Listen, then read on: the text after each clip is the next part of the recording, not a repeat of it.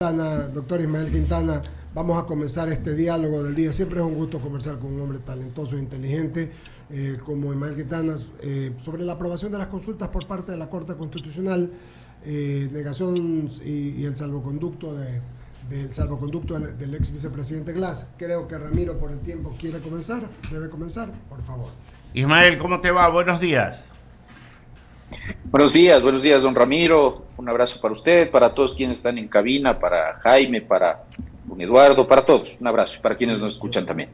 Ismael, en la suma y resta la Corte Constitucional ha hecho su tarea.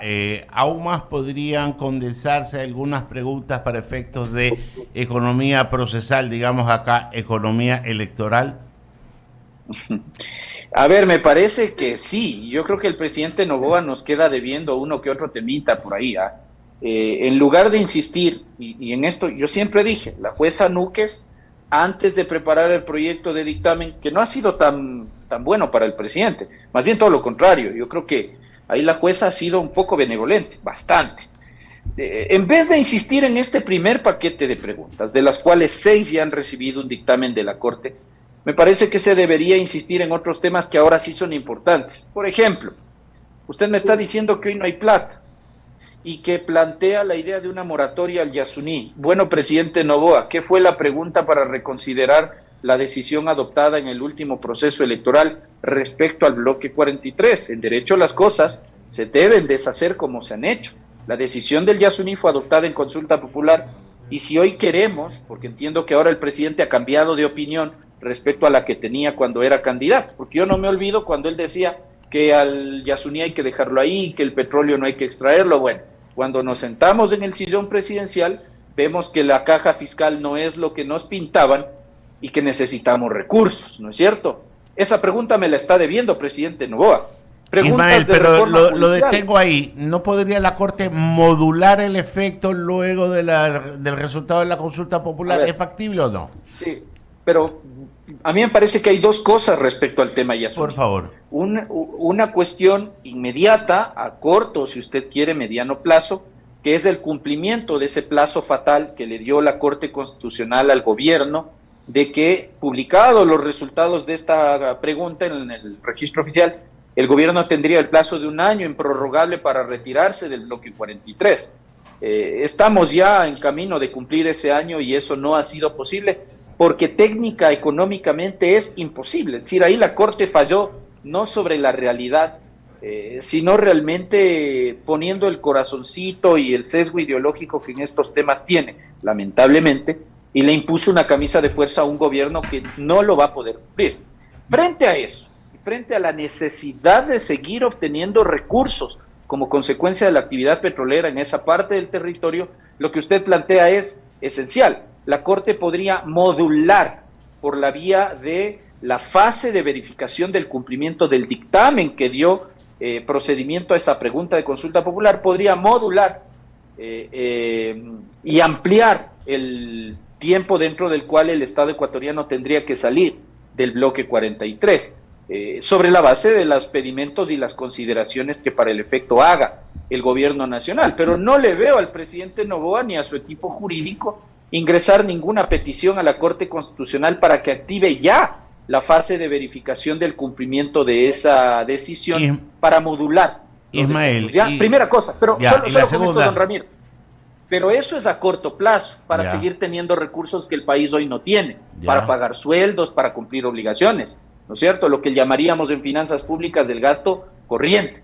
Pero de aquí tenemos un problema a largo plazo, y es que dejar de obtener recursos fruto de esa actividad nos deja un hueco, han dicho muchos expertos petroleros y económicos, de más o menos 1.200, 1.300, algunos dicen más, millones de dólares anuales. Que a esto se agrega que además tiene un problema de continuar con subsidios, entonces eso nos genera un problema fiscal a largo plazo. ¿Qué hacer con eso? Lo que yo planteo, una nueva pregunta de consulta popular para que sea la propia ciudadanía la que probablemente revise o revea la decisión que desde mi punto de vista, yo estuve siempre por el no en esa pregunta. Yo también, pero le hago siempre. otra pregunta antes de pasarle a mis compañeros. ¿No cabe una consulta previa sobre la explotación del Yasuní a los moradores del entorno, donde se va a hacer el desmontaje de la obra, pero un desmontaje también es una obra, y la Constitución, no me recuerdo cuál disposición, dice que cuando se va a realizar una obra hay que hacer una consulta previa a los lugareños de ese territorio. Sí, por supuesto, pero de todos modos no hay que confundir la consulta popular con esta consulta previa, libre e informada que se tiene según el 57 número 10 de la Constitución en materia de protección de los derechos de la naturaleza y del medio ambiente. En este caso ya eso fue resuelto en consulta popular. Ahora, la Corte jamás consideró que esta consulta sea aplicada con efecto local. ¿Por qué razón? Porque naturalmente los recursos naturales no renovables son de competencia del gobierno central y tienen un especial interés común o colectivo a nivel país. Es decir, el petróleo que yace sobre esos territorios no le pertenece a las comunidades, pueblos o nacionalidades que habitan ahí. Nos pertenecen a todos y por esa razón la decisión la tomaron mayoritariamente quienes estuvieron a favor del sí, pero con efecto o impacto de carácter nacional. Entonces, en ese sentido, creo que la misma fórmula habría que aplicar para revisar esa decisión y ver finalmente qué quiere la ciudadanía, porque hay veces que uno no entiende. Quiere mantener el petróleo, pero quiere que se siga también manteniendo subsidios a los combustibles, quiere seguir teniendo el Estado tan obeso como el que tenemos, donde ya no hay plata para pagar tanto sueldo público. Entonces quiere todo, pero no quiere sacrificar nada. Tampoco quieren el IVA, tampoco quieren esto, tampoco. Entonces, de algún lado hay que raspar la olla para sacar recursos públicos y me parece que la actividad petrolera, siempre lícita, siempre con todas las regulaciones que corresponden en el tema medioambiental, me parece que es una solución. Lo otro sería ahondar la crisis, ¿no? Luisa Delgadillo, buenos días, ¿cómo estás? Por favor, adelante. Gracias, Eduardo. Un gusto saludarte a ti y a nuestros compañeros en el panel. Doctor, qué gusto saludarlo también de mi parte.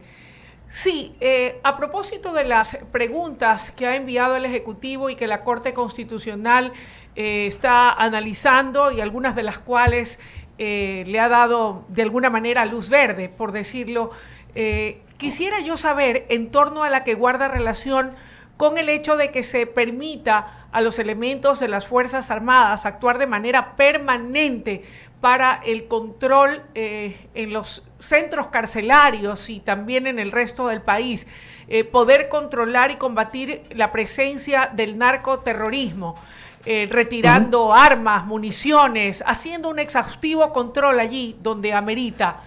¿En qué medida esto de ser aprobado por el pueblo en una consulta popular podría en un momento determinado dejar sin efecto la verdadera naturaleza, razón de ser y esencia de las Fuerzas Armadas, esto es, que permanezcan en los cuarteles? A ver, doña Luisa, buenos días, primero.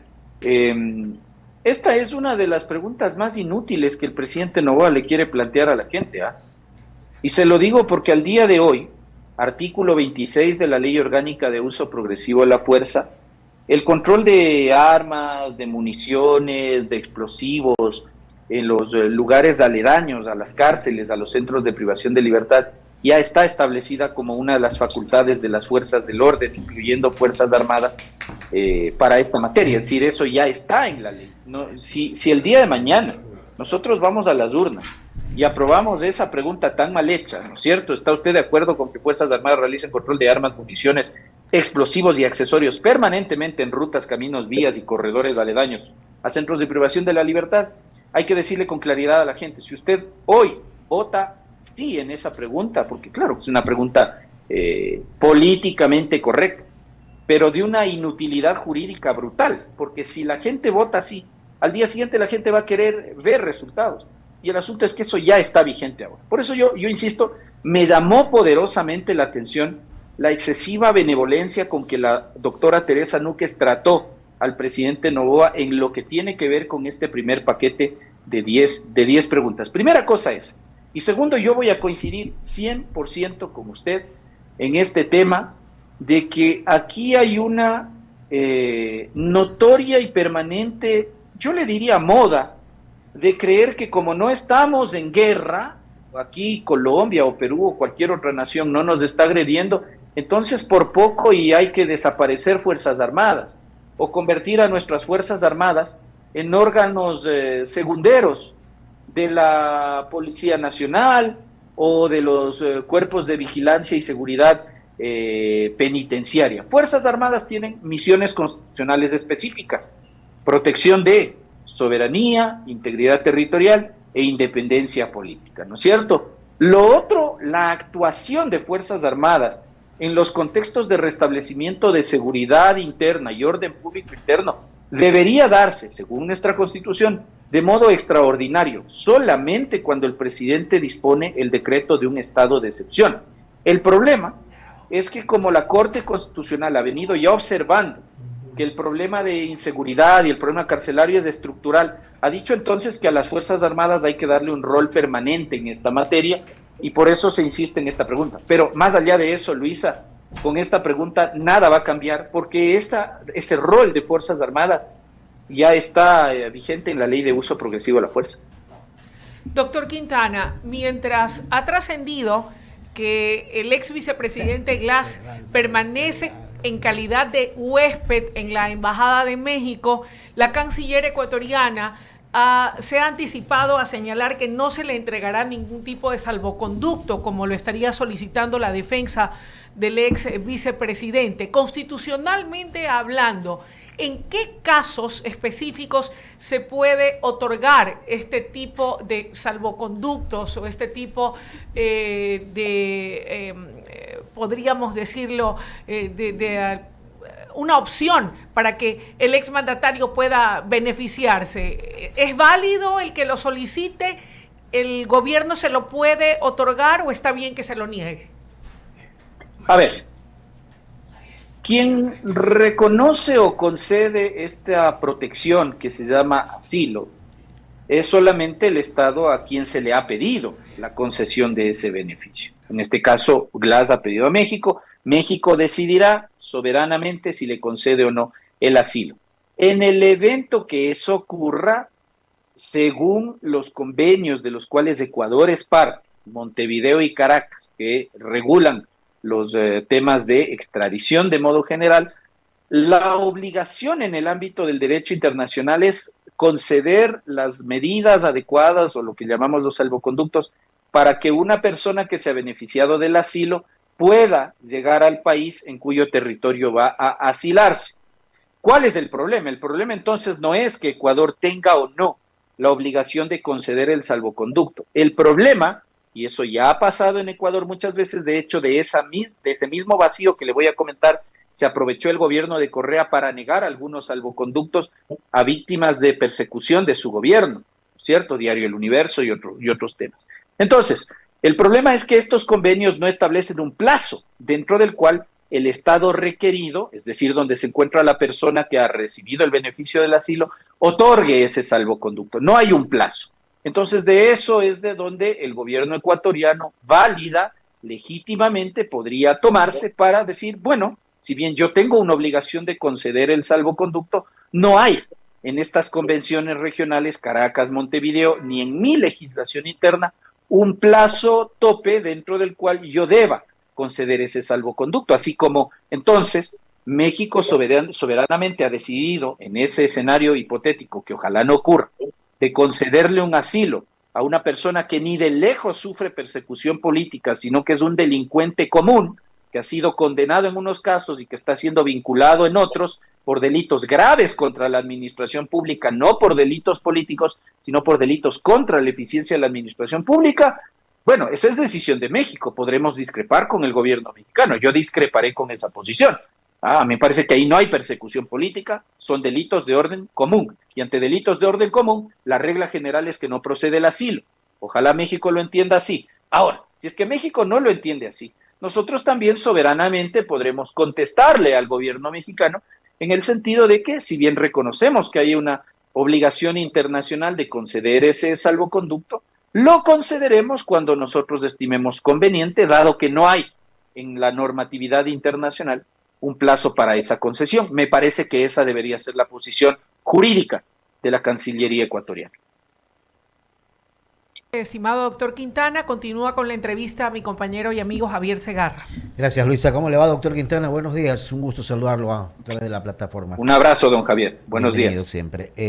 La verdad que cuando uno comienza a analizar temas como los que se han preguntado a esta hora de la mañana, yo vuelvo a insistir con el tema de la institucionalidad del Ecuador, porque realmente vivimos en una situación en la que todo el mundo quiere hacer lo que le da la gana, en que más estamos preocupados si tenemos o no al señor Glass hospedado en una embajada, si conviene o no conviene eliminar o focalizar los subsidios, o sea, en temas que realmente en su momento debieron habérselos tomado, realmente que la justicia debió haber hecho el trabajo.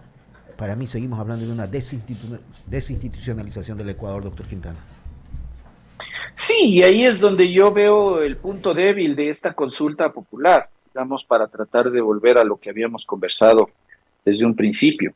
Y por eso yo creo que si la Corte no da dictamen finalmente favorable a estas últimas 4 preguntas, extradición, jueces constitucionales especializados, la reforma laboral, el tema de arbitraje, realmente iríamos a las urnas a una consulta popular carente de contenido. Por eso, gracias a Dios, la Corte al menos ha calificado esas 4 preguntas. Pero aún así, yo voy a coincidir con usted, don Javier. Yo no gano nada teniendo la posibilidad de extraditar ecuatorianos. No gano nada invitando al inversionista extranjero a aplicar tratados bilaterales de inversión, venir acá, invertir en el Ecuador, generar empleo, pagar impuestos, ¿no es cierto? No gano nada reformando las leyes laborales, no gano nada, incluso con las inútiles preguntas del primer paquete. Esto de aumentar las penas para ciertos delitos, prohibir el acceso a beneficios penitenciarios para otros, no gano nada dándole un rol a Fuerzas Armadas en el control de municiones o tipificando el delito de tenencia o porte de armas de uso exclusivo de fuerza pública, militares, policías. Si es que no tengo lo otro, justicia. Y ahí es donde el presidente Noboa decidió, yo no sé por qué, francamente, retirar 3 preguntas del último paquete, que originalmente tenía 12 preguntas, no 9, pero que el día en que presentan el documento en la Corte, sorprendentemente, 3 preguntas que de lo que yo pude ver, todas tenían que ver con reforma judicial, se retiraron. La pregunta que habría que hacerle a la ministra Palencia, al viceministro Torres o al propio presidente Noboa es, ¿cuál fue la consideración que los llevó a retirar 3 preguntas que eran la otra cara de la moneda? Porque si usted quiere seguridad jurídica para el inversionista, si usted quiere seguridad jurídica en las relaciones laborales, si usted quiere seguridad, ¿no es cierto?, que baje el índice de criminalidad, ¿no es cierto?, ¿usted qué necesita? Un buen sistema judicial. Ecuador hoy no lo tiene. No me gusta generalizar, yo les he dicho esto, queridos amigos, creo que no es una función judicial 100% podrida, gracias a Dios, pero sí tiene malos elementos. La depuración del sistema judicial era el complemento perfecto de esta consulta popular, y eso es lo que nos está debiendo. Nos está debiendo autonomía de la Fiscalía General del Estado, pero es que el otro día la fiscal acababa de decir que no tiene presupuesto, que hay un déficit de alrededor de 600 fiscales a nivel país. ¿Ya? ¿Y eso es por qué? Porque tiene usted una fiscalía que en lo presupuestario y que en el tema talento humano está atada a un Consejo de la Judicatura que hoy está más preocupado de ver quién va a presidirlo, que si el vocal Muñoz se puede conectar desde la cárcel, que si principalizan a la señora Goyes, andan en eso. No andan preocupados de darle una estructura a la función doctor judicial. Quintana, sin duda alguna. Por eso es que yo le decía, nos preocupamos si Glass está hospedado en esa embajada, nos preocupamos de lo de acá, nos preocupamos de lo otro, y no nos preocupamos de los problemas de fondo que tiene este país, doctor. Y por eso yo no le termino de creer y ni de comprar el cuento de la consulta popular al 100% al presidente Noboa. Yo concretamente apoyo las 4 preguntas de enmienda constitucional, a mí me parece que son importantes, que son preguntas técnicamente bien hechas, y por las cuales si al día de hoy yo tuviese una papeleta frente a mí con esas preguntas, votaría todas sí. ¿Ya? Pero no le compro lo otro, más populismo penal, incrementar penas, prohibir ese tipo de cosas, ya se han hecho. El problema, presidente Noboa, no es de norma, no es que nos falten normas. En Ecuador nos sobran normas, tenemos la solución jurídica para todo. El problema es que no tenemos una buena función judicial. con servidores judiciales, principalmente jueces, independientes, imparciales y competentes. Hay que depurar la función judicial, hay que sacarnos de encima este Consejo de la Judicatura, hay que darle verdadera autonomía a la Fiscalía General del Estado. El día en que nosotros tengamos buena función judicial, vea, usted puede tener asamblea arbitraria, poder ejecutivo arbitrario, consejo de participación ciudadana que haga lo que, o pretenda hacer lo que se le venga en gana, consejo electoral o función electoral arbitraria. Pero si usted tiene una función judicial correcta, que sabe hacer respetar la ley y la Constitución, que se convierte en un verdadero contrapeso a la desviación del poder, la cosa va a cambiar. Totalmente. ¿No es cierto? ¿Por qué hay gente que no quiere invertir en el país? Porque pasa esto, porque encima de que usted el día de hoy me da una concesión con una norma y 3 doritos después me deroga esa norma y me cambia por otra, o porque vive aumentándome impuestos a cada rato, y si encima de eso yo sufro un desagravio por parte de un órgano público y llevo el tema a discusión ante un órgano judicial, ya sabemos cuál es el resultado: metástasis, corrupción, porque aquí lamentablemente estamos empezando a naturalizar el hecho de que para usted obtener éxito ante un tribunal de justicia tiene que ir y sobornarlo, o si es que es mafioso, narcotraficante, basta con que lo amedrente o lo amenace, cosa que no está bien. A ese nivel está nuestra operación de justicia, porque además tenemos un Consejo de la Judicatura que está indebidamente integrado al día de hoy, con vocales que además han sido vinculados a procesos penales. Y respecto de eso, estimado presidente Noboa, usted no ha hecho nada y nos dice contradictoriamente que jueces y fiscales que beneficien a delincuentes serán vistos como parte de estas bandas delincuenciales. Con eso yo no gano nada. Ganaría más si es que yo en este pliego de preguntas encontrase aquellas que el presidente las sacó a última hora y que tenían que ver con reforma judicial. Pero está a tiempo, presidente Noboa. Eduardo Mendoza continúa con el diálogo, doctor. Siempre es un gusto saludarlo. Yo coincido, y mientras usted decía esto, Ramiro y yo asentíamos. Javier le preguntaba con Luisa y Daniel, Jaime seguramente en la sala de redacción. Se trata de personas, se trata de que si hay una función jurisdiccional con gente capaz, honrada, íntegra, hablo capaz con conocimiento, coincido plenamente, todo sería distinto, porque la gente a veces no quiere hacer una transacción con alguien porque piensa que le cobran más, porque pierde. Es verdad, sin Estado de Derecho no hay nada. Entonces yo coincido y tengo que decir que usted tiene toda la razón. Mi pregunta es muy breve, porque no nos va a dar tiempo, y quiero que usted le explique a la gente estas 4 preguntas que aún están en el estudio de la Corte Constitucional. ¿Cuán importantes cree usted que son, doctor Ismael Quintana? A ver, yo creo que son preguntas fundamentales, y por eso decía don Eduardo que si la Corte en el segundo dictamen que tiene que emitir en los siguientes días o semanas se baja una o varias de estas preguntas, para mí la consulta popular pierde contenido. Hablando coloquialmente, perdería ese condumio que al menos ahora tiene con estas 4 preguntas, ¿ya? ¿Por qué son importantes? La primera tiene que ver con la extradición. Y claro, mucha gente dirá, sí, pero es que hace un tiempo la gente dijo no a la extradición. ¿Por qué le dijo no a la extradición? Varias cosas. La reforma que planteaba Lasso era insuficiente porque la restringía la extradición solo a cierto tipo de delitos. La gran diferencia, llamemos, con la reforma Noboa versus la reforma Lasso, es que la reforma Noboa establece una extradición sin consideración del tipo de delito. Quiere decir que violadores, asesinos, narcotraficantes ecuatorianos que hayan cometido delito en territorio extranjero y que sean requeridos por la justicia de ese país, van a poder ser extraditados. Porque de hecho, si usted revisa la mayor cantidad de difusiones rojas de Interpol, no son precisamente por delitos, como decía mentirosamente Guillermo Lasso, de crimen organizado transnacional. Son delitos más que comunes: asesinatos, violaciones y ese tipo de delitos, ¿no es cierto? Entonces, primera cosa importante de esto es decir, todo tipo de delito sería susceptible de extradición. Pero además, siguiendo los procedimientos, los requisitos y las restricciones también que operan en el derecho internacional en materia de extradición, que es otra cosa que Lasso nos mintió, porque acá la vocería de Lasso en esa consulta popular maltrecha nos decía que aprobando la extradición al día siguiente usted a estos señores Fito y compañía los iba a tener en Estados Unidos encanados. Eso es falso.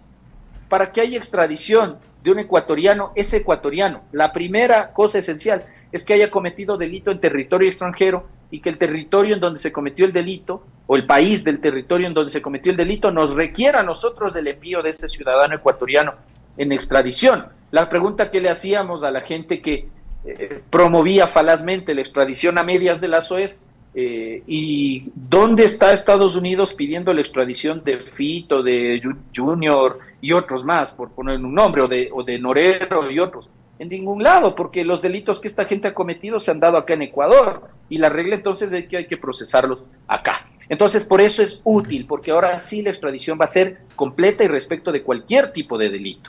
La otra, establecimiento de jueces constitucionales especializados. Esto es algo que ya lo venimos exigiendo desde hace rato. Abogados en libre ejercicio y fundamentalmente los usuarios del sistema judicial. Es público, porque además hasta la Corte ha tenido que abordar esto en varias sentencias de selección y revisión, el constante manoseo, principalmente de las acciones de habeas corpus, medidas cautelares y acciones de protección. En parte, porque la pregunta no va a solucionar todo. Es decir, si mañana la gente dice sí a esta pregunta y el Consejo de la Judicatura inmediatamente implementa jueces constitucionales especializados, no es que con eso se va a acabar el problema del manoseo y la corrupción en el sistema de garantías jurisdiccionales.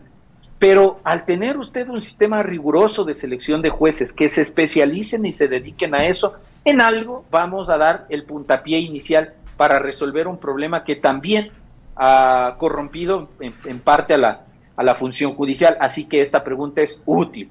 Otra pregunta útil, por supuesto, desde el plano económico de la seguridad jurídica, es la relativa a la inversión extranjera, a la posibilidad de enmendar el 422 de la Constitución para permitir lo que al señor Correa se le ocurrió por un sesgo y una tarea ideológica prohibir, lo que es normal y natural en un país que va en vías de desarrollo y ni se diga en países desarrollados, permitir el arbitraje internacional en el ámbito comercial cuando hay disputas entre un inversionista y el Estado donde se hace la inversión. Eso es normal. Solo aquí nos dedicamos a decir que eso implica ceder soberanía y todo este tipo de cuestiones que afortunadamente han pasado el tamizaje de la Corte. Yo por eso celebro abiertamente la aprobación de esta pregunta, al menos hasta aquí preliminar, porque no se olvide que es un dictamen de vía.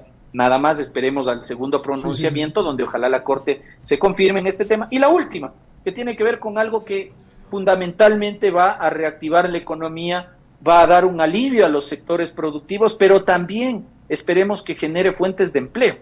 La reforma al 327 de la Constitución para permitir nuevas modalidades de contratación por horas y contratos también a plazo fijo, en adición a las diversas modalidades como por ejemplo contrato a plazo indefinido que ya se reconocen en nuestra legislación laboral. Por eso, con acierto, y coincido con la posición de la Corte, no hay en esta pregunta un planteamiento regresivo de derechos, y eso la Corte cierra ya ese debate, porque lo único que estamos haciendo es añadiendo modalidades de contratación. Todos quienes antes de la eventual aprobación de esta pregunta en consulta popular estén trabajando, por ejemplo, bajo la modalidad de un contrato con plazo indefinido, es gente que continuará su vida laboral con eso. Pero a mí sí me fastidia, don Eduardo, que la gente que critica esta pregunta desde la comodidad de su dirigencia sindical, ¿no es cierto? Nos dicen, ay, es que esto es regresivo de derechos. Bueno, más regresivo que no tener trabajo, no creo que sea, ¿no es cierto? Esta gente que tiene trabajo impide que quienes buscan un trabajo bajo estas modalidades de contratación lo obtengan, porque ojo, el dictamen de la Corte y el anexo de la pregunta así lo confirma. El contrato a plazo fijo y el contrato por horas no elimina el acceso a beneficios laborales, seguridad social y ese tipo de cuestiones. Así que son preguntas fundamentales para mí. Tienen que ir a la papeleta. Agradecerle mucho a Ismael Quintana, querido amigo. Siempre lo conversamos y lo molestamos. Así que tenga usted un buen día y buen inicio de semana, doctor Ismael Quintana. Un abrazo para ustedes. Buenos días también y buena semana. Abrimos el espacio a las menciones publicitarias. Diego, ¿quieres vivir en las nubes?